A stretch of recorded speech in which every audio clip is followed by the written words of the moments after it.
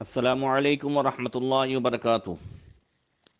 نحمدہ ونصلی ونسلم علی رسولہ الکریم وعلی آلہ واصحابہ اجمعین، اما بعد فاعوذ باللہ من الشیطان الرجیم، بسم اللہ الرحمن الرحیم۔ یوم یقوم الناس لرب العالمین، صدق اللہ مولانا العظیم۔ درود شریف پڑھیں، اللہم صلی علی سیدنا و مولانا محمد معدن الجود والکرم وآلہ وصحبہ وبارک وسلم۔ محترم سامعین، آج سے انشاءاللہ تعالی درس حدیث کا وہ پرانا سلسلہ جس میں آخرت کے تعلق سے بیان جاری تھا، اسے شروع کیا جا رہا ہے۔ اللہ تبارک و تعالیٰ کی بارگاہ میں دعا ہے کہ اللہ تعالیٰ مجھے، آپ کو، ہم سب کو آخرت کی تیاری کی توفیق عطا فرمائے۔ محترم سامعین، آج جس انداز سے اور جس ماحول میں اور جس معیشت اور دنیا کی جھنجھٹوں میں ہم اور آپ زندگی گزار رہے ہیں، جس میں حقیقت میں صبح سے لے کر رات تک اس حساب کرنے کی ضرورت ہے کہ ان تمام لمحات میں ہم نے آخرت کی کیا تیاری کی ہے۔ دیکھیں، ایک بندہ جو جاب کرتا ہے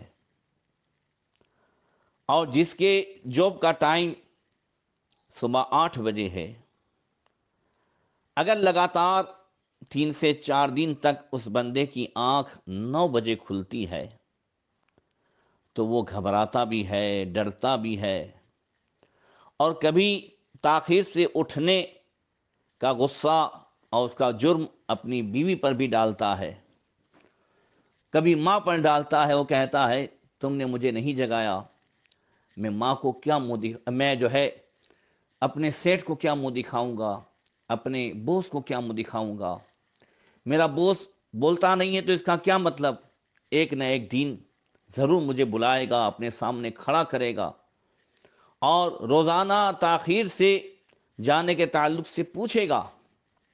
یہ خیال ہر بندے کو آتا ہے کہ جو وقت پر جاب پر نہیں پہنچتا۔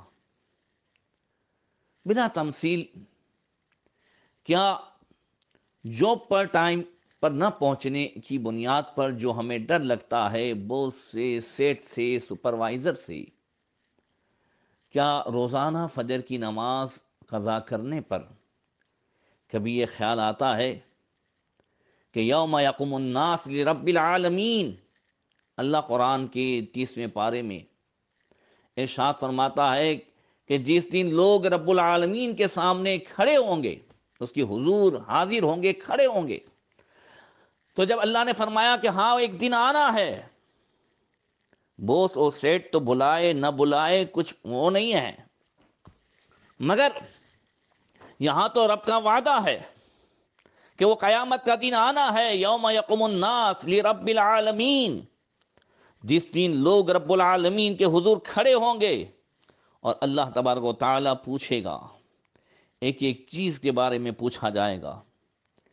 آپ کو اگر پچھلا درس یاد ہو تو میں نے یہ سب بتایا تھا، ثم لتسألن یومئذ عن النعیم، یہ بھی قرآن کے 30ویں پارے کی آیت ہے، سورہ تکاثر کی، جس میں اللہ تعالیٰ ہر نعمت کے بارے میں پوچھے گا۔ تو کیا کیا پوچھے گا، کون سی نعمت ہوگی؟ نماز کے تعلق سے بھی اس میں بتایا گیا کہ نماز کے تعلق سے بھی پوچھے گا، ٹھنڈے پانی کے تعلق سے بھی پوچھے گا، وقت کے تعلق سے بھی پوچھے گا۔ اور اگر ہمیں کبھی یہ خیال آ جائے کہ روز فجر کی نماز جاتی ہے تو میں اپنے رب کو کیا منہ دکھاؤں گا؟ محترم سامعین، اگر یہ تصور ہمارے دل و دماغ میں بیٹھ جائے تو قسم خدا کی فجر میں اٹھنا آسان ہو جائے۔ یہ ڈر جو ہمارے دل سے نکل گیا ہے اور دنیا کی جھنجھٹوں نے ہمیں بالکل جو غافل کر دیا ہے، اعلیٰ حضرت فرماتے ہیں اندھیرا گھر اکیلی جان دم گھٹتا دل اگتا تھا خدا کو یاد کر پیارے وہ ساعت آنے والی ہے۔ تو ساعت کو ہم جو بھول گئے ہیں، اس وجہ سے ہم خدا کو یاد نہیں کر پا رہے ہیں، اس وجہ سے فجر میں نہیں اٹھ پا رہے ہیں۔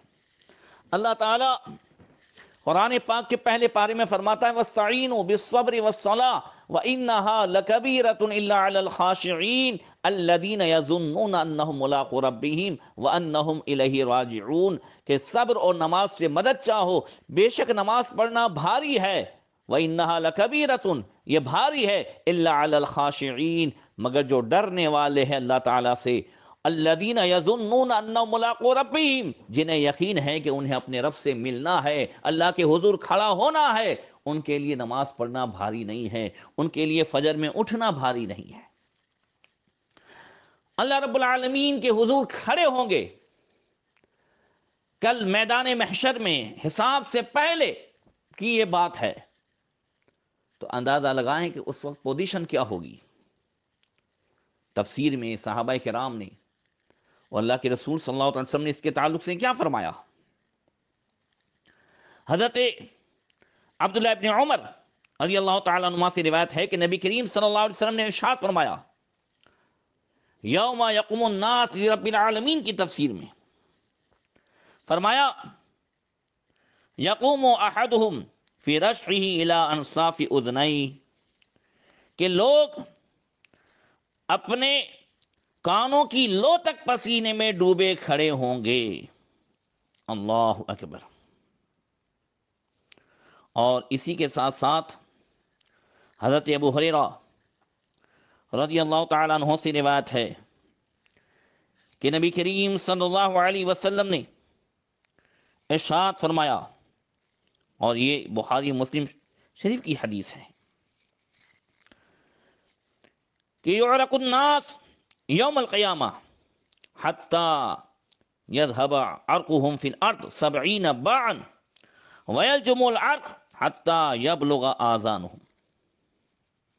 قیامت کے دن لوگوں کو پسینہ آئے گا حتیٰ کہ ان کا پسینہ زمین میں 50 گز تک چلا جائے گا اور اوپر کی جانب ان کے کانوں تک پہنچا ہوا ہوگا۔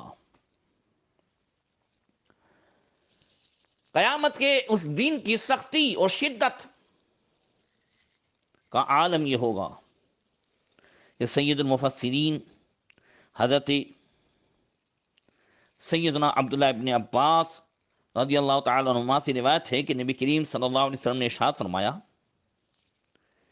کہ ان الکافر یلجم بعرقہ یوم القیامہ من طول ذلک اليوم حتی یقول یا رب ارحنی ولو الی النار۔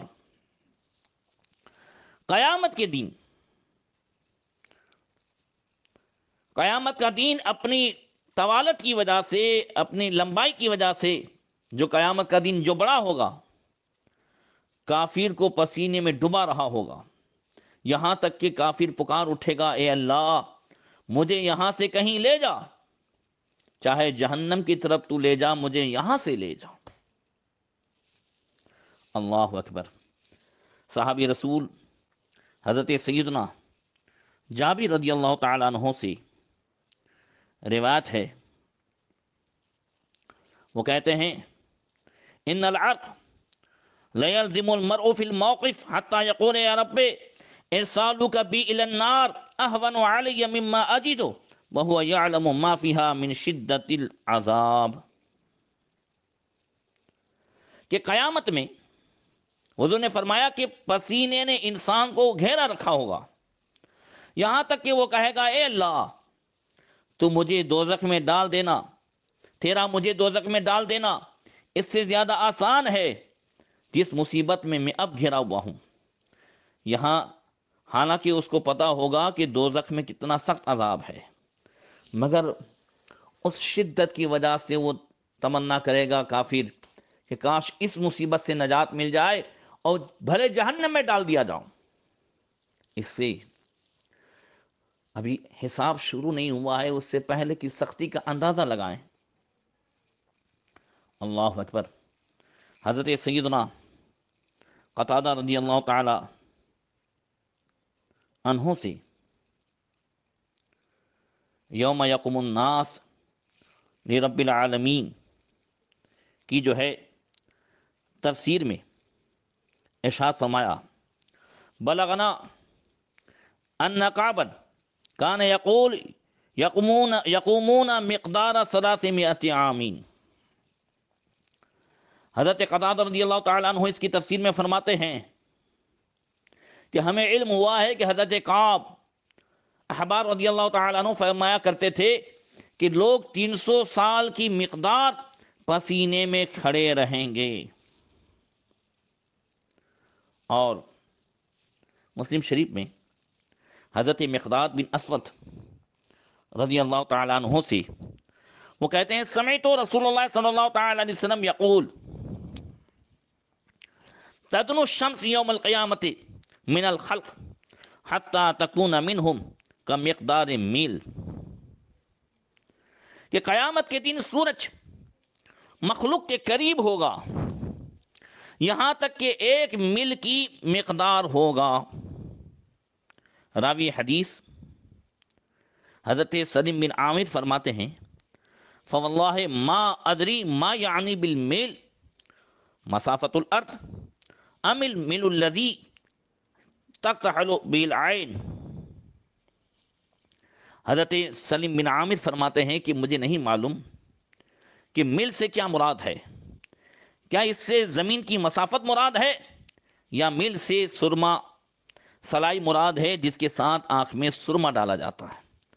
بلکہ جو کچھ ہو مگر اس کی جو شدت ہوگی اور اس کی وجہ سے جو پسینہ گنہگار کے ارد گرد جو ہوگا اس کا نقشہ کھینچتے ہوئے آقا کریم صلی اللہ علیہ وسلم نے ارشاد فرمایا فَيَكُونُ النَّاسُ عَلَى قَدْرِ أَعْمَالِهِمْ فِي الْأَرْضِ فَمِنْهُمْ مَنْ يَكُونُ إِلَى كَعْبَيْهِ وَمِنْهُمْ مَنْ يَكُونُ إِلَى رُكْبَتَيْهِ وَمِنْهُمْ مَنْ يَكُونُ إِلَى حِقْوَيْهِ وَمِنْهُمْ مَنْ يُلْجِمُهُ الْعَرْقُ إِلْجَامًا قَالَ وَأَشَارَ رسول اللہ صلی اللہ علیہ وسلم بِيَدِهِ إِلَى فِيهِ. فرمایا کہ اللہ کے رسول صلی اللہ علیہ وسلم نے فرمایا کہ لوگ اپنے اعمال کے مطابق پسینے میں ڈوبے ہوں گے. ان میں سے بعض کو گھٹنوں تک پسینہ ہوگا، بعض کو کمر تک پسینے نے ڈبایا ہوگا جبکہ بعض کو منہ تک ڈبایا گیا ہوگا. اور نبی کریم صلی اللہ علیہ وسلم نے اپنے منہ تک اشارہ فرمایا. اللہ اکبر.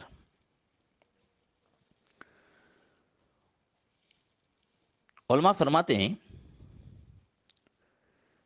کہ ھذا من الخوارق الواقعۃ یوم القیامہ فإن الجماعۃ اذا وقفوا في الماء الذي على ارض معتدلۃ كان تغطیۃ الماء فيه على السواء. علماء فرماتے ہیں کہ قیامت کے دن یہ اللہ تعالیٰ کی عجیب قدرت ہوگی کہ لوگ سب کے سب ایک ہی جگہ ہوں گے لیکن پسینہ نے کسی کو کم اور کسی کو زیادہ ڈبایا ہوگا. حالانکہ اگر بہت سے لوگ پانی میں ایک جگہ کھڑے ہوں تو برابر طور پر پانی میں ڈوبے ہوئے ہوتے ہیں، مگر کل قیامت کے دن یہ سب کی حالت الگ الگ ہوگی، کسی کے ٹخنوں تک، کسی کے کمر تک وغیرہ. اللہ اکبر. اور حضرت سیدنا ابو امامہ باہلی رضی اللہ تعالیٰ عنہ سے روایت ہے، وہ فرماتے ہیں ان رسول اللہ صلی اللہ تعالیٰ علیہ وسلم قال تدنو الشمس یوم القیامت علی قدر میل ویزاد فی حرها کذا و کذا. کہ قیامت کے دن سورج 1 میل کی مقدار قریب ہوگا اور اس کی گرمی میں بھی اتنا اضافہ کر دیا جائے گا. تغلی منها الحوام کما تغلی القدور یعرقون فیها علی قدر خطایاهم فمنهم من تبلغ الى قعبی ومنهم من تبلغ الى ساقی ومنهم من تبلغ الى وسطی ومنهم من یلجمه العرق. جب گرمی میں اضافہ ہوگا تو پھر جس سے کھوپڑیاں ابل رہی ہوں گی، جس طرح ہانڈیاں ابلتی ہیں، اس روز لوگ اپنے گناہوں کی مقدار پسینے میں ڈوبے ہوں گے. بعض کا پسینہ ان کی ایڑیوں تک پہنچ رہا ہوگا، اور بعض کا پنڈلیوں تک، اور بعض کا کمر تک، اور جبکہ بعض کا پسینہ منہ تک پہنچ رہا ہوگا۔ اللہ اکبر۔ محترم سامعین، انشاءاللہ تعالیٰ آگے درس حدیث میں بیان کیا جائے گا کہ اور وہ حالات کیا ہوں گے، اور وہاں محشر کی گرمی اور محشر کی تپیش اور اس پریشانیوں سے بچنے کا علاج کیا ہے، انشاءاللہ تعالیٰ احادیث کی روشنی میں بیان کرنے کی کوشش کروں گا۔ اللہ تبارک و تعالیٰ ہمیں روز محشر کی تمام تر پریشانیوں سے بچا کر اللہ تعالیٰ اپنے حبیب کے صدقے میں عرش کے سائے میں جگہ عطا فرمائے۔ السلام علیکم ورحمۃ اللہ وبرکاتہ۔